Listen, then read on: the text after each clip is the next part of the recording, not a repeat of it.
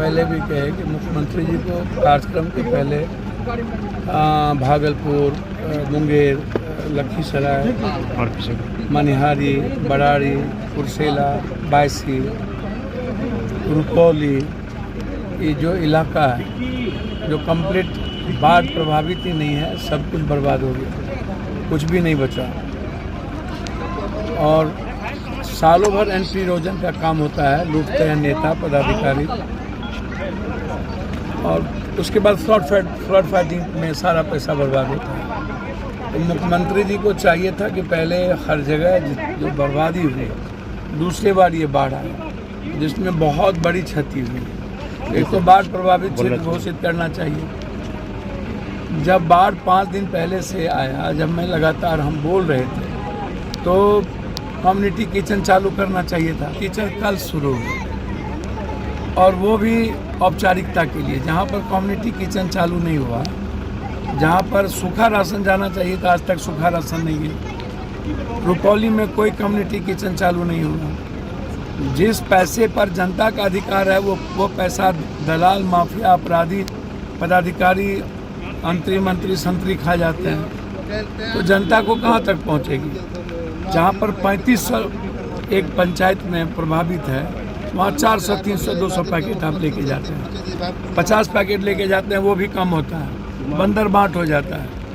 तो हम लगातार, अच्छा चारा कहीं नहीं है, आप उठा करके देख लीजिए। जानवर की स्थिति सबसे बुरी है। उसके बाद सांप काटने वाली नहीं है, ब्लीचिंग पाउडर नहीं है, मेडिकल सिस्टम की कोई व्यवस्था नहीं है, पन्नी की कोई व्यवस्था नहीं है। तो आप हालात को देखिएगा ना। सूखा राशन अभी सबसे ज़्यादा काम करेगा और कोई सीओ फ़ोन उठाने को जनप्रतिनिधि का तैयार नहीं होता है। तो आज कटिहार डीएम साहब से भी मेरी बातचीत है। कई गांव में राशन नहीं गया, वहाँ कोई कम्युनिटी किचन हो ही नहीं सकता है। तो बाढ़ की स्थिति बहुत विदारक है। इस क्षेत्र को बाढ़ प्रभावित घोषित अविलंब मुख्यमंत्री जी को करना चाहिए। हम लगातार इस पर चर्चा कर रहे हैं। जैसे हमने रोका, अभी जो सबसे बड़ा सर्वे, दिलीप जी हमारी बात को माने, जब वो मेरे यहाँ आए, मैंने कहा कि 50,000 करोड़ रुपया, 50,000 करोड़ बीघा जमीन जो माफिया अपराधी सरकारी जमीन को कब्जा किया हुआ, पहले उसका सर्वे कीजिए। सर्वे आपको अभी रोक करके समय देना चाहिए।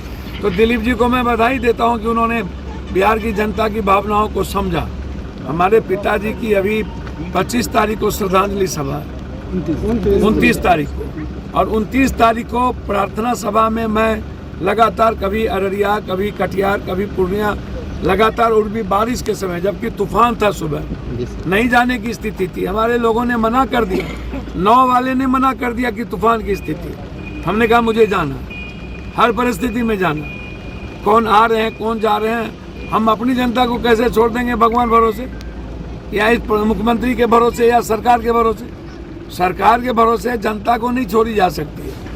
इसीलिए हम बिजली पर गंभीर हमारी चिंता है कि बारिश में तुरंत बिजली गायब हो जाती है और 5 दिन तक बिजली नहीं फिर रहती है, और कोई एसडीओ और ओवरसियर सुनने वाला नहीं होता। इस पर भी हमारी गंभीरता है।